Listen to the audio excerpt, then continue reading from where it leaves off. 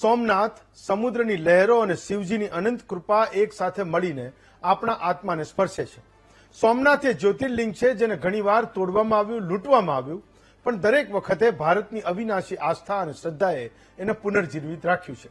એ જ સોમનાથ જેની સામે ઉભા રહીને માણસ જાતને ભૂલી જાય અને મહાદેવની મહાનતામાં ખોવાઈ જાય, અરબી સમુદ્રની ગર્જના સાથે ગુંજતા ઘંટારવ અને ઓમકારના જયઘોષ વચ્ચે સ્વાભિમાન પર્વની શરૂઆત આજે થઈ છે.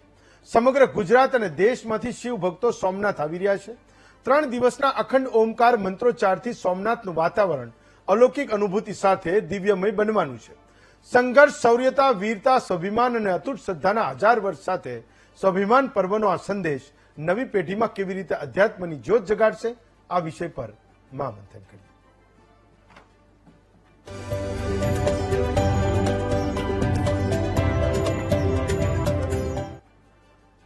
તો જ્યારે મોહમ્મદ ગઝનવીએ સોમનાથ પર આક્રમણ કર્યું એ વખતે પણ ત્યાંની સ્થાનિક પ્રજા અને શાસકોએ એનો હિંમતપૂર્વક, વીરતાપૂર્વક પ્રતિકાર કર્યો હતો અને એમની સામે એ લડ્યા હતા. મોહમ્મદ ગઝનવી જ્યારે ભાગ્યો એ પછી સોલંકી વંશના આપણા રાજાઓએ એ મંદિરનું પુનર્નિર્માણ કરાવ્યું અને આપણી સંસ્કૃતિને અખંડ રાખી છે, જીવતી રાખી છે. એ પરંપરા આજે પણ જીવે છે, જેના હું ને તમે સાક્ષી છીએ. તો શ્રદ્ધા અને સ્વાભિમાનના પ્રતીક એવા સોમનાથના આંગણે આજે એ સ્વાભિમાન પર્વની શરૂઆત થઈ છે અને આખા દેશમાં એની ગુંજ એ આપણને અત્યારે તો સંભળાઈ રહી છે. પણ સૌથી મોટી વાત એ છે કે દેશ જ્યારે આઝાદ થયો ત્યારે આપણા સરદાર વલ્લભભાઈ પટેલે સંકલ્પ લીધો હતો કે હું સોમનાથ મંદિરનો જીર્ણોદ્ધાર કરાવીશ, હું એનું પુનર્નિર્માણ કરાવીશ. આઝાદીના 4 વર્ષ પછી એટલે કે 1951માં આપણા એ વખતના રાષ્ટ્રપતિ ડોક્ટર રાજેન્દ્ર પ્રસાદે એ મંદિરને લોકોને સમર્પિત કર્યું, લોકાર્પણ કર્યું. એ વખતે એણે એવું કીધું હતું કે ભારતની સંસ્કૃતિનું પુનર્જાગરણ છે એનું પ્રતીક એ આ સોમનાથ ભગવાનનું આ મંદિર છે. અરબી સમુદ્રના કાંઠે આવેલું આ મંદિર છે. એ સાથે જ આખા વિશ્વમાંથી એ પ્રવાસીઓ, એ શ્રદ્ધાળુઓ, એ ભક્તો સોમનાથના મંદિરે પહોંચે છે. છેલ્લા 5 વર્ષના આંકડાઓ જે ભક્તો સોમનાથના મંદિરે પહોંચી રહ્યા છે એ રેકોર્ડ તોડી રહ્યા છે. એની સાથે સાથે જે લોકો સોમનાથ મંદિરને ઇન્ટરનેટ પર સર્ચ કરે છે એના આંકડાઓ પણ તમામ રેકોર્ડ્સને તોડી રહ્યા છે. ત્યારે એ સ્વાભિમાન પર્વની શરૂઆત થઈ છે. આપણે 2 સંતોની સાથે આના મહત્વની વાત કરવાની છે. નિજાનંદ બાપુ છે, એ ગોતરકા આશ્રમના મહંત છે. યોગી દેવનાથ બાપુ છે, એકલધામ આશ્રમના મહંત છે. બાપુ, હું તમારું મહામંથનમાં સ્વાગત કરું છું. યોગીની દેવનાથ બાપુ, સૌથી પહેલો સવાલ મારો એ છે કે ઘણા બધા લોકો એવું કહી રહ્યા છે કે આપણે આને કેમ યાદ કરી રહ્યા છીએ? આ 1000 વર્ષ પહેલા આપણી ઉપર શું થયું હતું, આપણા મંદિરો પર શું થયું હતું, એને આપણે કેમ યાદ કરી રહ્યા છીએ? એનો જવાબ સૌથી પહેલા તમારી પાસેથી માંગુ છું. હેમંતભાઈ, પહેલી વાત તો બહુ પ્રસન્નતા છે કે 1000 વર્ષ પૂર્વે આતંકવાદીઓ દ્વારા આ મંદિર ઉપર સનાતન આસ્થા ઉપર પ્રહાર કરવામાં આવ્યો અને 1000 વર્ષ પછી પણ સનાતનની આસ્થાનો કેન્દ્ર મહાદેવની આજે પણ ભગવી ધ્વજા લહેરાઈ રહી છે. એનો આનંદ થાય છે. અને દુઃખની વાત કરું એમ કે અહીં પૂર્વજોને આપણે યાદ કરીએ. જે તે ટાઈમે જયારે ગજનબી જેવા આતંકવાદીઓ આ હુમલો કર્યો હશે અને અમારા પૂર્વજો એની અંદર જે કપાણા હશે, જે બલિદાન આપ્યું હશે, એ વાતનો દુઃખ થાય છે. પણ એક વાત ચોક્કસ કહું છું કે વિશ્વને સનાતન સંસ્કૃતિ, સનાતન બતાવ્યો છે કે અમે સહિષ્ણુ શા માટે કહેવાઈએ છીએ કે અમે એટલા ઘાવ સહી લીધા છે, છતાં પણ ઘા સહ્યા પછી જો અમારી સંસ્કૃતિ છે જેમની તેમ છે. આજે સોમનાથ દાદાને એમના દરિયા કાંઠે એને મંદિર ઉપર ભગવો ધ્વજ લહેરાઈ રહ્યો છે અને આજે ભારતની આખો વિશ્વ જોઈ રહ્યો છે કે સનાતન સંસ્કૃતિને, સનાતનનું નામ એ છે જે શાશ્વત, જેને કોઈ આજ સુધી મટાડે ન. તમે પ્રહાર કરી શકો, ઘાવ કરી શકો, પણ સનાતન સંસ્કૃતિની અંદર, હિન્દુ સંસ્કૃતિની અંદર છે કે ઘાવને ભરવાનું એને પાસે મલમ છે. કેવી રીતે ભરાય છે? ખાલી હેમંતભાઈ જી, સોમનાથ મહાદેવની વાત નથી. આપણે ભગવાન પ્રભુ શ્રી રામને મંદિરનો જોઈ લ્યો. જે લૂંટારો આયા, લૂંટીને ગયા, જે અમારા પ્રભુ શ્રી રામને મુગટમાં જો હીરાઓ હતા, હીરા લઈને ગયા, જી પણ આજે પ્રભુ શ્રી રામને મુગટ ઉપર 1 કરોડ રૂપિયાના પાછા મુગટ લાગી ગયા અને એની જો ઓલાદો છે ને એ આજ ભીખ માંગી રહી છે ને પંચર કાઢી રહી છે. એટલે અમને અમારા મહાદેવ ઉપર ગૌરવ છે કે અમારા પૂર્વજોએ ઘાવ સહન કર્યા છે, એ વાતનો દુઃખ છે, સાથે એ પ્રસન્નતા છે કે મહાદેવની આજે ધ્વજા લહેરાઈ રહી છે, સનાતન સંસ્કૃતિની ધ્વજા લહેરાઈ છે.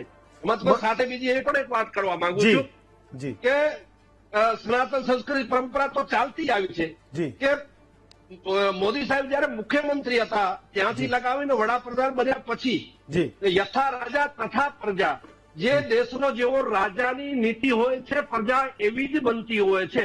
હા તો વડાપ્રધાન મોદી સાહેબની એક ધર્મ પ્રત્યે બહુ જ સારી શ્રદ્ધા રહી છે. જી. ધર્મના જેટલા પણ સનાતન પરંપરાના જો કેન્દ્રો છે જી. એને ઉપર હંમેશા એની દૃષ્ટિ રહી છે અને ગમે ત્યારે ગમે જગ્યા ગયા હોય જ્યાં આજુબાજુમાં નાનો મોટો કોઈ બી આસ્થાનું કેન્દ્ર હોય છે એ દર્શન કરવા ચોક્કસ જાય છે. દર્શન કરે છે ને સાથે સાથે એને ખબર છે કે અમારી સનાતન સંસ્કૃતિ કેવડી મોટી છે ને એને આગળ વધારવા માટે એનો સૌથી મોટો 2014 પછી તો હું આપને કહીશ કે જેમ કાશી વિશ્વનાથ હો, પ્રભુ શ્રી રામ મંદિર જન્મભૂમિ હો, ઉજ્જૈન મહાકાલ મંદિર હો, આપણો પાવાગઢનો 500 વર્ષ પછી કોઈ ધ્વજ ફેરાવાનો જો આશ્રય જેને સફળતા મળી છે વડાપ્રધાન મોદી સાહેબ, એટલે અમને પ્રસન્નતા છે અને સનાતન સંસ્કૃતિને સનાતન ધર્મની અંદર મારા જેવા વ્યક્તિએ જન્મ લીધો છે, મને ગૌરવ છે. દેવનાથ બાપુ, એક તો સોમનાથ મંદિરે આપણી મહાજની પરંપરાનું પણ સૌથી મોટું પ્રતીક છે, એ શ્રેષ્ઠીઓની એ ઉદારતાનું પણ સૌથી મોટું પ્રતીક છે કે સરદાર વલ્લભભાઈ પટેલે એવું નક્કી કર્યું કે ભાઈ આને જાહેર જનતાના ફંડમાંથી એનું પુનર્નિર્માણ કરાવીશું, સરકારમાંથી પૈસો નહીં લઈએ, કારણ કે સરકારમાંથી એનો વિરોધ થયો હતો. જવાહરલાલ નહેરુએ રાજી નહોતા કે ભાઈ એ પબ્લિક ફંડમાંથી તમે એનું પુનર્નિર્માણ ના કરાવો. તો ગુજરાતના એ લોકોએ, શ્રેષ્ઠીઓએ, મહાજનોએ, નાના નાના માણસોએ પણ એની એ મહાજની વૃત્તિ બતાવી હતી અને એના એ દાનથી આ મંદિરનું પુનર્નિર્માણ થયું હતું. 1951માં જયારે ખુલ્લું મૂક્યું ત્યારની વાત કરું છું, એ 4 વર્ષોની કહાણી કહું છું તમને, યોગી દેવનાથ બાપુ. હેમંતભાઈ, અત્યારે આપણે કદાચ વાત કરીએ ને કોકને આમ લાગે કે આ તો રાજકારણ કરે છે, રાજનીતિની વાત કરો છો, પણ આપણે બિલકુલ સ્પષ્ટ છે અને આ સાચો એવો ધર્મ છે એટલે સત્ય કેવો હોય છે. જે તે ટાઈમે જો નહેરુજીનો જો વલણ હતો અને નહેરુજીના જો પાકિસ્તાને લેટર લખેલા છે, એને મસ્જિદોની બહુ ચિંતા હતી અને સનાતન ધર્મ મહાદેવનું જો મંદિર બને એ તો વિરોધી જ હતા. આપણે ઘણા એના બધા લેટર વાંચ્યા છે ને એને બધી આખા નાખે ન્યૂઝ બાકી છે, સમાચારો જોયા છે, બધો આખો નાખો ઇતિહાસો જોયા છે, ઇતિહાસકારો ઇતિહાસ લખ્યા છે, એ વાંચ્યા છે.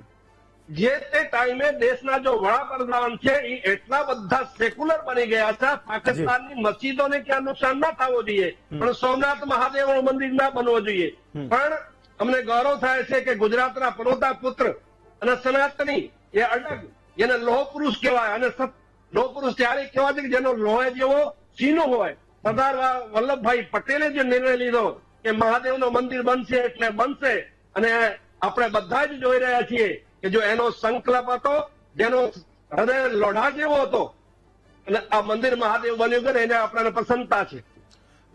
યોગી દેવનાથ બાપુ, એક તમે લોકોને એ પણ સમજાવી શકો તો કે આપણે એને એ સ્વાભિમાનનું પ્રતીક કેવી રીતે કહીએ છીએ? કેમ સોમનાથ મહાદેવ એ ગુજરાત અને દેશના અને સમગ્ર વિશ્વમાં રહેતા એ હિન્દુઓનું સ્વાભિમાનનું પ્રતીક છે એવું કહે છે, તો સ્વાભિમાન પર્વ શરૂ થયો, સ્વાભિમાન કેમ કહીએ છીએ આપણે?